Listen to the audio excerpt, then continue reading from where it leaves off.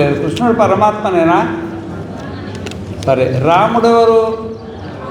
రాముడు పరమాత్మనే. శివుడెవరు? ఓహో, శివుడు కూడా పరమాత్మనే. మల్లికార్జున స్వామి ఎవరు? ఆయన కూడా పరమాత్మనే. కాశీ విశ్వనాథుడు ఎవరు? ఆయన కూడా పరమాత్మనే. ఇప్పుడు మరి పూరి జగన్నాథుడు ఎవరు? ఆయన కూడా పరమాత్మనే. మరి బద్రీనాథులు ఉండే బద్రీనాథ స్వామి ఎవరు? ఆయనే పరమాత్మనే. మరి అక్కడ కనకదుర్గమ్మ పైన గుళ్ళె కూర్చున్నది ఆమెవరు? ఆమె పరమాత్మనే. మొత్తం ఎంతమంది పరమాత్మలు అయింది చెప్పండి ఇక? ఎంతమంది పరమాత్మలు అయినరు? ఇప్పుడు మీ ఇంట్లో దేవుళ్ళను పెట్టుకున్నారా? పెట్టుకున్నారా? ఒక్క దేవుడు ఉండరా, ఎక్కువ దేవుడు ఉండరా? చెప్పండి, నిజంగా చెప్పండి. ఎంతమంది దేవుళ్ళు ఉంటారు? ఓ, రాముడి ఫోటో ఉందా లేదా? కృష్ణుడి ఫోటో ఉందా లేదా? శివలింగం ఉందా లేదా? మల్లికార్జున స్వామి ఉందా లేడా? లక్ష్మీనరసింహ స్వామి ఉందా లేడా? లక్ష్మీదేవి ఉందా లేవా? గణపతి ఉన్నాడా లేడా? ఓ రే బాబు, ఎంతమంది దేవుళ్ళు అయినరు? ఇంటికి 10 మంది దేవుళ్ళు మినిమం. ఇంటికి అందరి ఇళ్ళల్లో కలిపితే ఎంతమంది దేవుళ్ళు అవుతారు చెప్పండి ఇక? వామ్మో, చాలామంది దేవుళ్ళు అవుతారు, అది లెక్కకే రారు. అయితే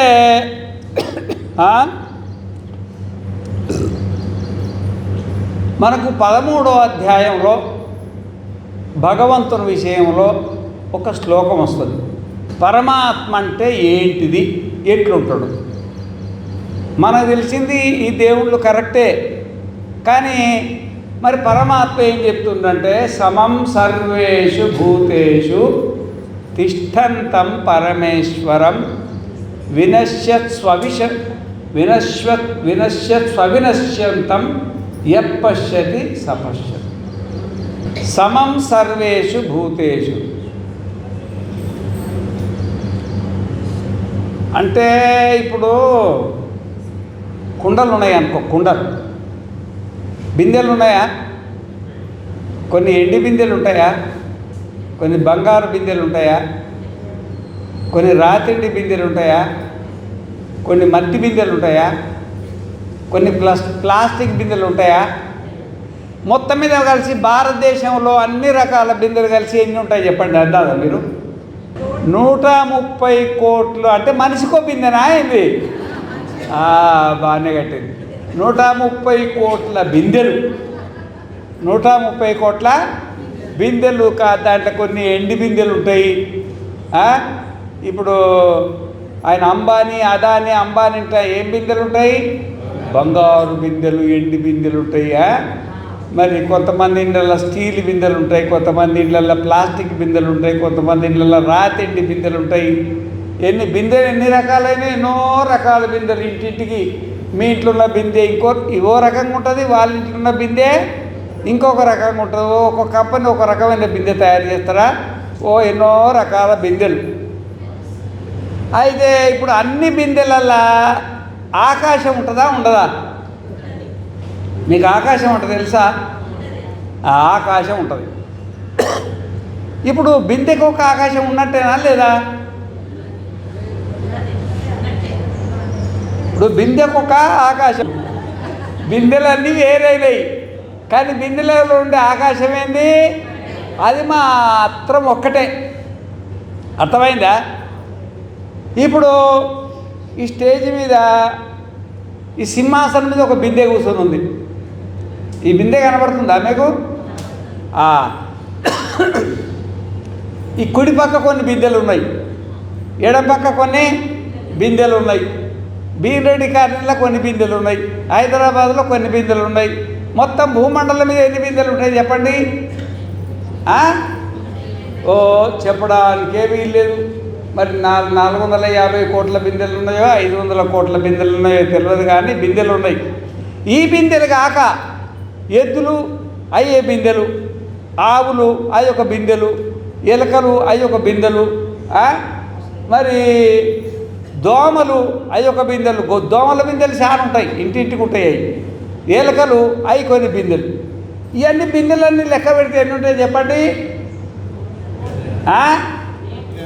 ఓయమ్మా, ఏమో బిలియన్, ట్రిలియన్, ఇంకా ట్రిలియన్ దాటి ఇంకేముంటుందేమో తెలియదు అది.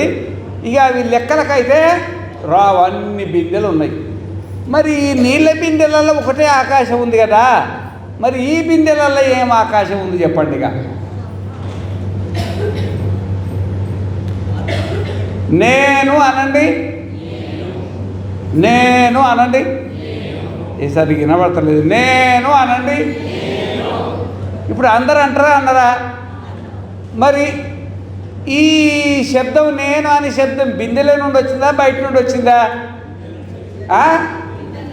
ఇప్పుడు బిందెలన్నీ వేరైనాయి, నేను వేరైందా? ఈ బిందెలో ఉండే ఆకాశాన్ని చిదాకాశం అంటారు. ఏమంటారు?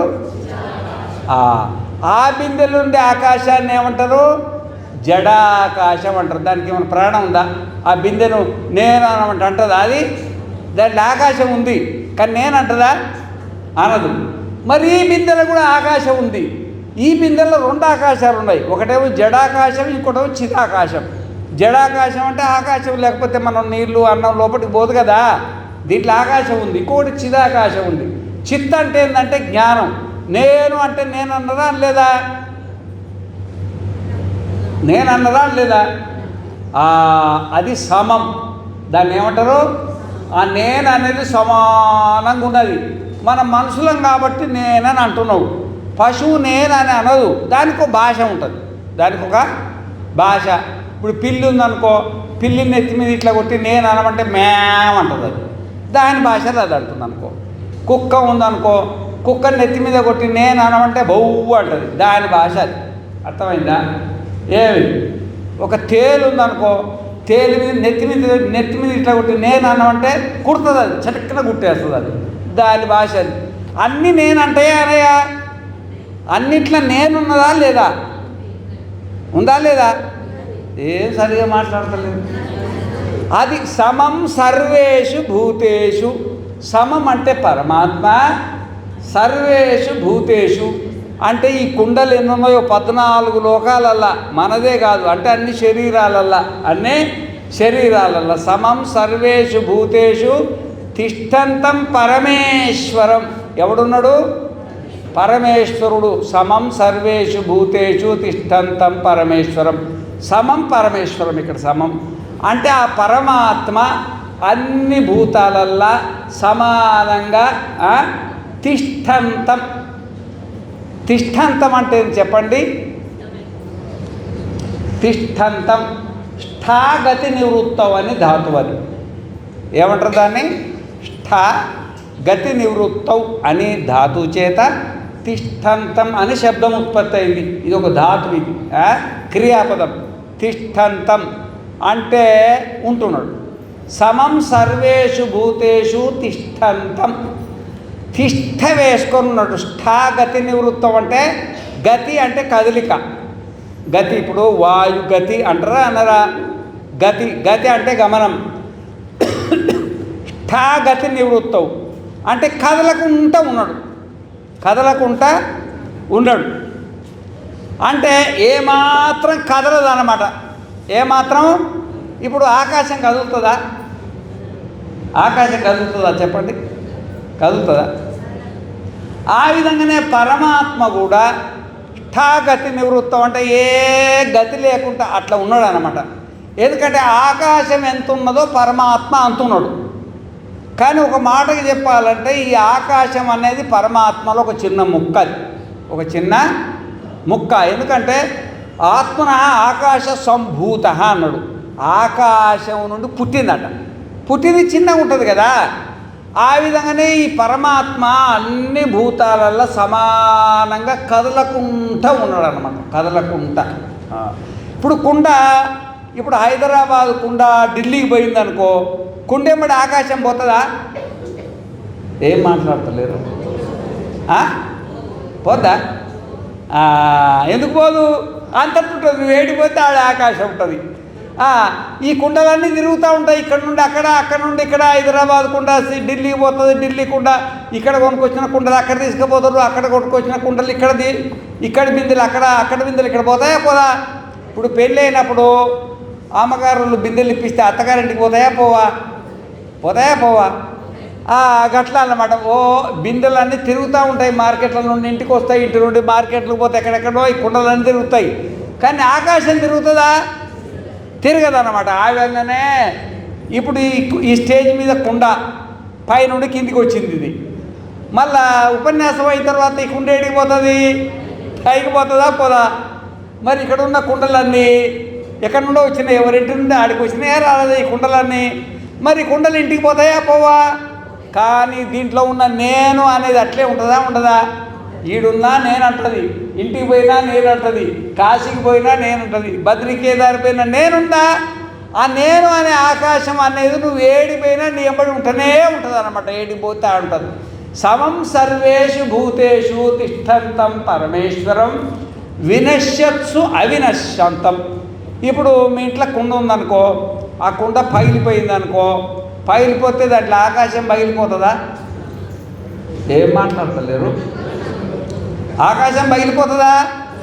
పోనీ మీ అత్తగారింట్లో కుండలు పగిలిపోతుందా? ఈ భారతదేశంలో ఎన్ని కుండలు పగిలిపోయినా కుండలలో ఆకాశం పగిలిపోతుందా? ఆ విధంగానే ఈ శరీరం అనే కుండ పగిలిపోయినా దీంట్లో ఉన్న పరమేశ్వరుడు అనే ఆకాశం పగులుతుందా? పగలదా? చచ్చిపోదన్నమాట. సార్ వినశ్యత్సు అవినశ్యంతం. ఈ అన్ని శరీరాలన్నీ చచ్చిపోతున్నా దాంట్లో చచ్చిపోయింది ఒకటి ఉన్నది. వాడెవరు? యపశ్యతి సపశ్యతి. ఈ విధంగా ఎవడో ఎన్ని ఘటాలు ఉన్నాయో అన్ని ఘటాలు వేరువేరైన ఘటాలలో ఆకాశం ఒకటే ఎట్టనో, ఘటాలు విధ్వంసమైన ఘటాలలో ఉన్న ఆకాశం ఎట్లా విధ్వంసం కాదో, ఆ విధంగానే 84 లక్షల రకాల జీవరాశులు 14 లోకాలలో వ్యాపించి ఉన్న ఈ ఘటం ఉంది కదా, ఘటం అంటే శరీరము. ఈ శరీరాలన్నీ వేరువేరైన శరీరంలో ఉన్న చిదాకాశం మాత్రము ఒకటే. ఇప్పుడు నేను అని మీరు అనండి. నేను ఇప్పుడు నేనన్నది పరమేశ్వరుడు అన్నాడా మీరన్నారా? చెప్పండి. ఏం మాట్లాడతలేరు? పరమేశ్వరుడు అన్నాడా? అయితే మీ దగ్గర ఇంకొక ఆయన సంసారం చేస్తుండ మీరు కాకుండా మరి జాగ్రత్తగా ఉండాలి. నీళ్ళల్లో బంగారం ఇంగారం ఎత్తుకపోగలడు ఆయన. మీకు అట్లేమన్నా అనిపిస్తుందా? నేను అనేది నేను వేరు, నా లోపల ఉండి నేను అనేడు వాడు ఇంకోటి ఉన్నట్టు మీకు ఏమైనా అనిపిస్తున్నదా? ఏం మాట్లాడతలేరు? ఏమో అనిపిస్తలేదా? మరి అనిపిస్తలేనప్పుడు నేను అనేది మీరు అన్నారా ఇంకెవరన్నా అన్నారా? ఈ నేను అనేది ఎవరు? సమం సర్వేషు భూతేషు తిష్టంతం పరమేశ్వరం. ఆ నేను అనేది ఎవరు? పరమాత్మ. ఆ పరమాత్మ నేను అనడానికి దానికి శరీరం కావాలా, దానికి నాలిక కావాలి. కాబట్టి ఆ నాలికతోటి ఆ శరీరంతో నేను అని ఈ విధంగా అన్ని శరీరాలలో సమానంగా పరమాత్మ వ్యాపించి కంటితో చూస్తున్నాడు, చెవితో వింటున్నాడు, నోటితో మాట్లాడుతున్నారు, నాలుకతో రుచి చూస్తున్నాడు, కాళ్ళతో నడుస్తున్నాడు, చేతులతో పని చేస్తున్నాడు. నాణ్యదతోస్తి ద్రష్ట, నాణ్యదతోస్తి శ్రోత, నాణ్యదతోస్తి మంత, నాణ్యదతోస్తి విజ్ఞాత. ఏతస్మిన్ ఖలు అక్షరే గార్గి ఆకాశ ఓతశ్చ ప్రోతశ్చ.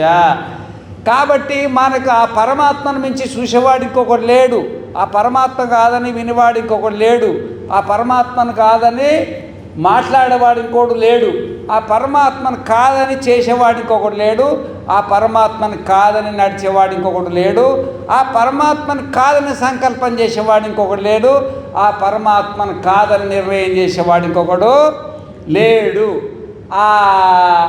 మరి ఆ పరమాత్మ ఎవరు చెప్పండి? ఇప్పుడు మీ నోటితో మాట్లాడుతున్నది మీరేనా ఇంకెవరన్నా? ఇప్పుడు మీ నోటితోటే ఎవరైనా వేరెవరు వచ్చి మాట్లాడింది అనుకో, అది ఎట్లుంటుంది చెప్పండి? ఇప్పుడు మా దగ్గరికి నేను ఎప్పుడంటే ఆశ్రమం కట్టక ముందు కూడా అక్కడ బహదూర్పూర్లో ఉంటే ఒక డాక్టర్ గారు ఇట్లా ఆయన ఆడ యజ్ఞం జరుగుతున్నది పెద్దది, ఆడ ఉండి సేవ చేస్తున్నాను. డాక్టర్ భోజారెడ్డి ఆయన వాళ్ళు శివకోటి చెప్పే యజ్ఞం అని పెద్దది 55 65 చేస్తున్నారు, పెద్ద పెద్ద స్వాములందరూ వస్తున్నారు. ఆడున్న అప్పుడు మాకు బుచ్చే గారు అని ఒక ఆయన ఉండే, బుచ్చే గారు వైశ్యులు, వాళ్ళకు బిడ్డే ఉండే, ఆ బిడ్డ పేరు గీత. అయితే తుర్క దయ్యం పట్టుకున్నది. ఏమి దయ్యము? తుర్క దయ్యం పట్టేసింది. ఇక తుర్కం మాట్లాడుతుందంట. ఆ అమ్మాయికి తుర్కమే రాదు పాపం. ఇక అది పట్టిందంటే ఈ హుస్సేను, ఆ హుస్సేను, ఆ బాబా, ఈ బాబా ఏమేమో మాట్లాడేస్తుంది. ఇక ఇప్పుడు ఇంతకుముందేమో వేరే మాట్లాడేది, ఇప్పుడేం మాట్లాడుతుంది? ఇంకోటి మాట్లాడుతుంది. ఇటోళ్ళు ఊరుకుంటారా? ఇటోళ్ళు ఊరుకుంటారా? ఎవరో వచ్చి పైన కూర్చొని మాట్లాడుతుండ్రు మా బిడ్డ పైన అని ఇక్కడ తిరిగి అక్కడ తిరిగి ఇక్కడ తిరిగి అక్కడ తిరిగి ఎవరో అడ్రస్ చెప్తే నా దగ్గరికి వచ్చిండు. నా దగ్గరికి వస్తే ఏదో నేను నా ముందు కూడా తురకం మాట్లాడుతుంది. ఇది బాగానే పట్టుకుంది అనుకొని ఇంత విభూతి తీసుకొని ఏదో నోటితో ఇట్లని బొట్టు పెట్టా. ఇప్పటిదాకా రాలేదు, చచ్చిపోయిందండి. ఇక రాలేదు ఇప్పటిదాకా రాలేదు. ఇక ఆయన గుచ్చే నమ్మకం లేదు. స్వామి దీన్ని మెడలేదని ఏంటంటే తాయి తీసిన. ఇక సంసారం నిలబడ్డది. అత్తగారింటికి ఎవరు రానిస్తారు? తురుకుతాయి ఏం పట్టుకుంటే. అట్లా మన నాలుక మీద ఇంకెవడు ఉండి మాట్లాడితే మనం ఒప్పుకుంటామా? మన మనస్సు నుండి ఇంకోడు మాట్లాడితే ఒప్పుకుంటామా? ఒప్పుకోమన్నమాట. మన మన మన నాలుకతో మనమే మాట్లాడాలా, మన కళ్ళుతో మనమే చూడాలా, మన మనస్సుతో మనమే ఆలోచించాలా, మన చేతులతో మనమే చేయాలా, మన కాళ్ళతో మనమే నడవాలా, అంత మనదే ఉండాలా. రెండోటి ఎవడున్నాడు దీంట్లో? రెండోడు ఉంటే ఒప్పుకుంటారా? రెండోడు ఉంటే భూతమో దయ్యమో పట్టింది అనుకొని పెద్ద పని కార్ఖాన అయిపోతుంది అన్నమాట. అర్థమైందా? రెండోడు లేడు, ఉండేది ఒకటే. ఆ ఒకటే అన్నిట్లో ఉండి మాట్లాడేది అదే, చూసేది అదే, వినేది అదే, అన్నీ చేసేది అదే. దాని పేరేం పేరు చెప్పండి? ఇప్పుడు మీ పేరు చెప్పండి, మీ పేరు చెప్పండి. ఈ పేరు అనేది పుట్టిన తర్వాత 21 రోజుకు పెట్టిరయ్యా. అంతకుముందు పేరుందా? లేదన్నమాట. ఈ పేరు దేనికి పెట్టిండ్రు? ఆ కుండకు పెట్టిండ్రు. ఏ కుండకు? ఇది ఘటం అంటారు, దీన్ని ఏమంటారు? ఈ ఘటానికి పేరు పెట్టిండ్రు అనమాట. ఈ పేరు దేనికి వచ్చిందంటే ఘటానికి. అయితే ఈ ఘటం ఎంతకాలం ఉంటే ఆ పేరు అంతకాలం ఉంటుంది. ఈ ఘటం తర్వాత ఇంకో ఘటం వస్తుంది, ఆ తర్వాత ఇంకో ఘటం వస్తుంది. కానీ అసలు ఎవరు మనము? అసలు ఎవరు చెప్పండి? ఇప్పుడు ద్విపాత్రాభినయనం ఉండదు. ఇంతకుముందు కర్ణుడు ఆయన వేసేది, దుర్యోధనుడు ఆయన వేసేది. ఏమంటారు దాన్ని? ఒక ఆయన అయితే 10 మంది ఆయనే వేస్తారు అనమాట పేరు. కానీ అసలు పేరు వేరే ఉంటుందా? ఉండదా? ఇప్పుడు 10 పేర్లు సినిమాలో ఉండేది వేరే పేర్లు ఉంటాయి. అసలు పేరు ఉంటుందా? ఉండదా? ఇవన్నీ కూడా నాటకాలు. ఇవన్నీ ఈ శరీరం తీసుకొని నాటకం ఆడడానికి వచ్చినాం. తల్లిగా ఒకరి నాటకం ఆడుతున్నారు, తండ్రిగా ఒకరి నాటకం ఆడుతున్నారు, గురువుగా ఒకరి నాటకం ఆడుతున్నారు. ఇవన్నీ నాటకాలు ఆడుతున్నావు. పోయిన జన్మలా అదొక నాటకం, వచ్చే జన్మలా ఇంకొక నాటకం. కానీ నాటకం ఆడేవాడు వేరే ఉన్నాడు కదా ఇంకొకడు. వాడేవాడు, వాని పేరేంటి? పరమాత్మనా? వాడి పరమాత్మ పేరు ఏంటంటే బ్రహ్మ అనండి. బ్రహ్మ. అహం బ్రహ్మాస్మి, అహం బ్రహ్మాస్మి అంటే నా పేరు బ్రహ్మ అని. మీ పేరేం పేరు? అసలు పేరు బ్రహ్మ. ఇవన్నీ కుండలకు పేరు. ఈ వేషం వేసుకొని నువ్వు వచ్చిన వీడికి, ఇక ఈ వేషం వేసుకొని నేను వచ్చిన ఏదో పేరు పెట్టుకొని స్టేజ్ మీద కూర్చొని నాటకం ఆడుతున్నా. ఈ నాటకం ఎన్ని ఏళ్ళు ఉంటుంది? 50 ఏళ్ళు, 60 ఏళ్ళు, 70 ఏళ్ళు, 100 ఏళ్ళు అని చెప్తున్నారన్నమాట. బ్రహ్మవా ఇదమగ్ర ఆసీత్ తదాత్మానమేవ ఆవేత్ అహం బ్రహ్మాస్మితి. ఆ పరమాత్మ నేను బ్రహ్మను అని తెలుసుకుందట. ఏ పరమాత్మ? ఏదో ఒక కుండలో ఉన్న పరమాత్మ. ఇప్పుడు ఈ కుండలో ఉన్న పరమాత్మ నేను బ్రహ్మను అని తెలుసుకున్నది. మరి ఈ కుండలో ఉన్న పరమాత్మ నేనని తెలుసుకున్నదా? నువ్వు తెలుసుకోనంతసేపు తిరుగుతూనే ఉండాలి. ఇక అది పునరావృత్తి. ఈ కుండలో ఉండి నేను పరమాత్మను అని ఎంతవరకు అయితే తెలుసుకోవో అంతవరకు కుండ తర్వాత కుండ, కుండ తర్వాత కుండ, అంటే జన్మ తర్వాత జన్మ, జన్మ తర్వాత జన్మ, జన్మ తర్వాత జన్మ వస్తుంది అన్నమాట. ఇప్పుడు అన్ని కుండలలో ఉండేది ఒకటే పరమాత్మ కదా. అంటే నా లోపల నువ్వు ఉన్నావు, నీ లోపల నేనున్నా, అందరు మనమే. అందరం మనమే అన్నమాట. ఎస్తు సర్వాణి భూతాని ఆత్మన్యేవానుపశ్యతి సర్వభూతేషు చాత్మానం తతోన విజుగుప్సతే. ఇప్పుడు అన్ని బిందెలలో ఒకటే ఆకాశం ఉన్నప్పుడు అన్ని శరీరాలలో ఒకటే ఆత్మ ఉంది కదా, ఆ ఆత్మనే మనం కదా. ఇప్పుడు ఉదాహరణకి మీకు ఎవరైనా శత్రువు ఉండనుకో, ఒక మాట మీకు అస్సలు పడిరాని వాళ్ళ శత్రువు ఉంటాడు కదా. ఒకసారి ఇట్లా మనసులో అనుకోండి, ఒక శత్రువును అనుకుంటుర్రా. ఇప్పుడు ఆ శత్రువును చూస్తే మనకు బీపీ పెరుగుతుందిగా. బీపీ కూడా పెరిగిందనుకో, ఒక మాట బీపీ ఇట్లా పెరిగిందని. ఇప్పుడు ఈ కుండలో ఉన్న పరమాత్మ ఆ కుండలో ఉన్న పరమాత్మ వేరువేరా ఒక్కడే. అంటే దీంట్లో నేనే ఉన్నా, దాంట్లో కూడా నేనే ఉన్నా. ఈ శరీరం నాదే, ఆ శరీరం కూడా నాదే అని ఇట్లా అనుకో. కొంచెం సేపు అట్లా అనుకుంటే కొంచెం బీపీ తగ్గితే తగదా, కొంచెం కోపం తగ్గుతుందా తగదా. దాంట్లో ఉంటుంది కూడా నేనే కదా. అదొక అవతారం ఎత్తిరా, ఇదొక అవతారం. ఎన్ని అవతారాలు? 2 అవతారాలు అయినాయి. ఈ విధంగా అన్ని శరీరాలలో నేనే ఉన్నాను అని అనుకుంటే దాన్ని భూతాత్మ అన్నిట్లా నేనే ఉన్నా అనే జ్ఞానం మనకు కలగాల. అర్థమైందా?